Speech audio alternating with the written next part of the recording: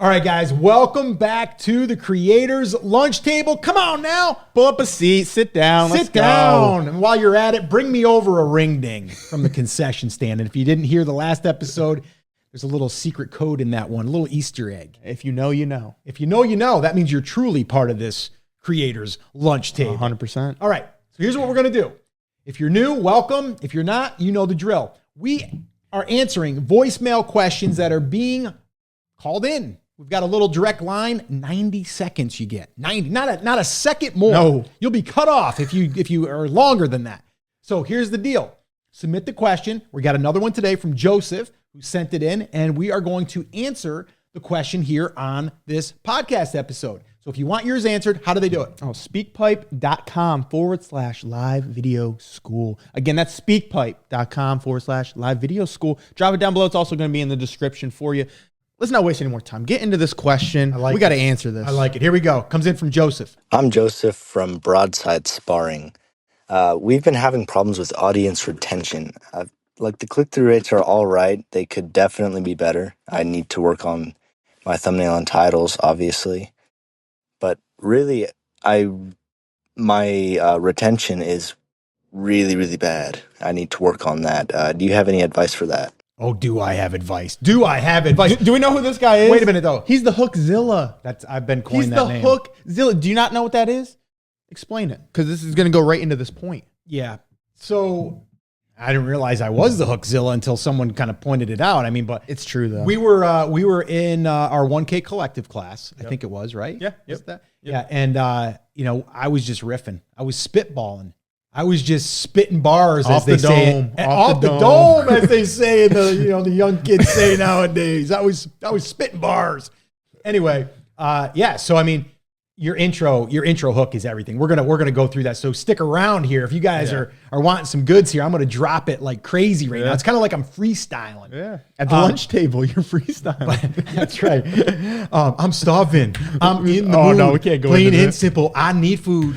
Eat some beans, and very soon everybody in the place will leave the room. And for some reason I can't reveal. So pass a banana so I can peel. Slide to the kitchen, stuff my face. Leave it out. We're getting sidetracked. You guys want to hear the full edition of that? You let us know in the comments. We'll give that. Let's go. Who was that? Let us know if anybody knows who that was. We're talking back in the That is 90s, good, yeah. 80s. I only know it because that was my childhood growing up. Every day in the car, you'd be rapping that. All right, listen.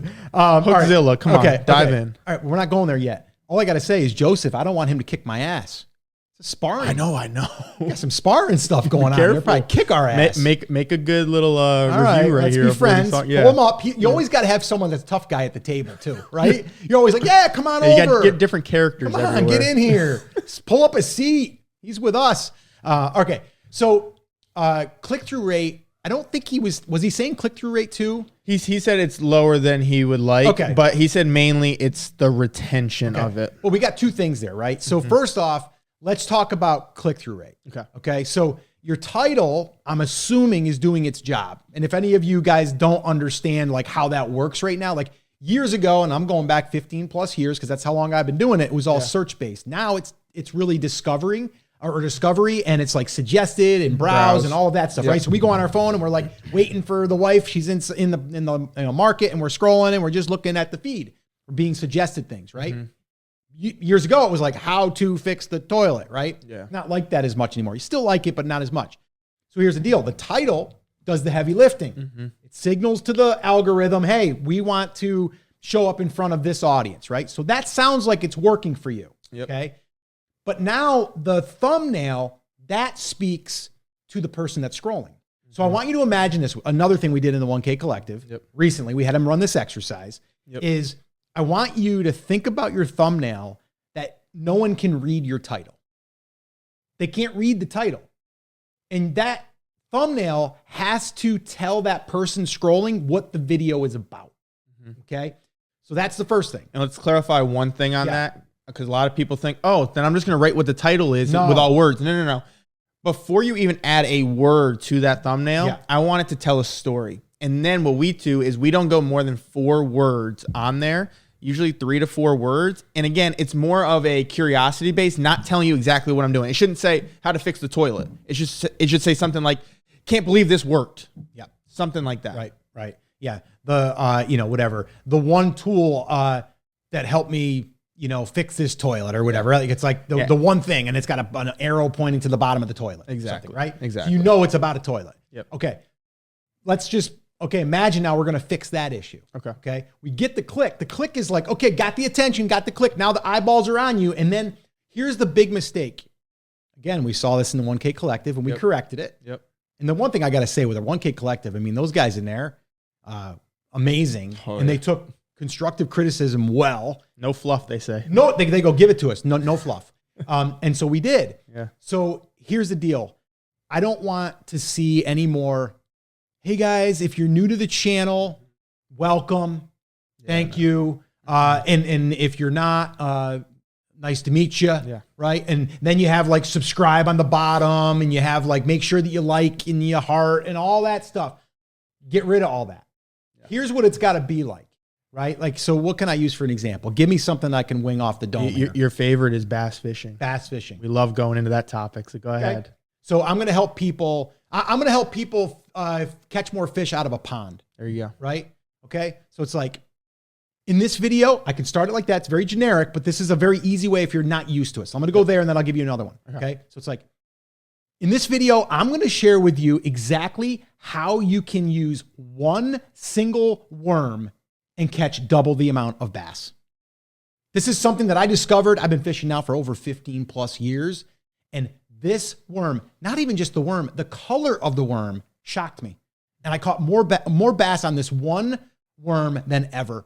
And it works around the clock, around the year. It's every, all the time, right? That's how I would start it. And you're like, you want to know what's the color of the worm? What kind of worm? Yeah. Like you want to know that stuff. I didn't lead with welcome. Hi, how are you? My name's Scott. Nice to meet you. I'm a fisherman too. You are the great. And you didn't even start with I'm going to share with you exactly what I'm going to be doing, blah, blah, blah. It was more of, again, curiosity of almost like you're giving context clues of what you were talking about. So that way it makes me want to stay to the end or to the part where you talk about exactly what it is. You're talking about a colored worm or whatever. I want to know what the heck is he talking about, right? And what color is it, right? Right. I'm starting to drop these, what we call open loops into the mix. Okay. That happened in less than 10 seconds. Yep. Right. So here's the other way that you could do it and get a little bit more advanced. Hookzilla here. I've done it for a while. Yeah. Right. So you come out almost with like a bold statement or something that's just like polarizing. So something could be like, I just caught the biggest bass of my life on a colored worm that isn't even available in most stores. But I did something very, very unusual that actually worked, and I can't believe it. I'm going to share that with you in this video. Right? So I just came at you with I just caught this biggest thing on a worm that you can't even get in any stores, but I'm going to show you how I was able to create this color. You're like, boom, boom, boom. Right? So it's like, you want to catch more bass. I just said I caught the biggest bass. Yep. And now you want to know. Yep. So if you're teaching about sparring, I don't know anything about sparring or anything, but it would be like how you're going to win your next boxing match by sparring correctly, right? Something like that. So it might be like, if you're sparring, and you're doing it after a meal, you're doing it, you're going to suffer because you're going to be full or something, right? Or too full. I have no idea what I'm talking about, but you get what I'm saying, right? There's got to be something that gets them to want to lean in. Yeah. And let's go back to that open loop. There's something else that you do really good. And I don't think enough YouTubers do this. And actually some of our clients in the 1K Collective just started doing this. They're starting to see the retention go up. Yep. We're talking about from going 1 minute to now people are staying for 4 minutes of their video.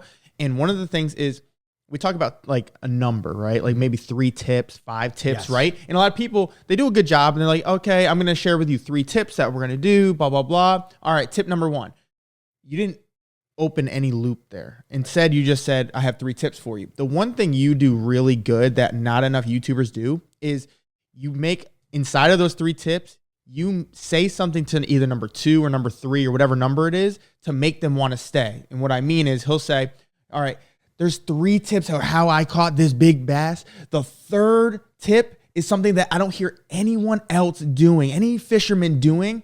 And it is something that doubled the amount of fish that I caught. All right, now let's go into tip number 1. Right. So now you're like, I want to know what number 3 is. Like, no one's talking about this. I got to hear what it is. Right. number 3 isn't towards the end of the video. So now I'm watching more during that time. My retention goes up. Yeah. And that'll come easier as you do it more. Yeah. Because you're naturally going to be not just thinking about it, but I just kind of naturally do it because I know that tip 3 is going to work better once you do number 1 or number 2. So I'm like, I'm talking about number 1, and then I'm like, and oh yeah, by the way, I'm going to share with you in number 3, something that's going to make this tip number 1 accelerate. Yeah. And you're like, whoa.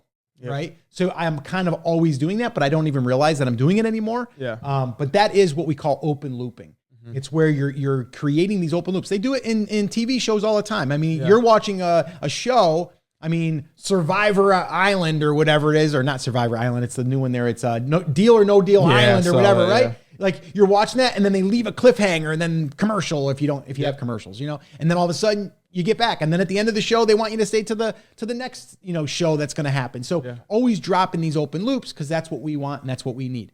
That's going to improve dramatically.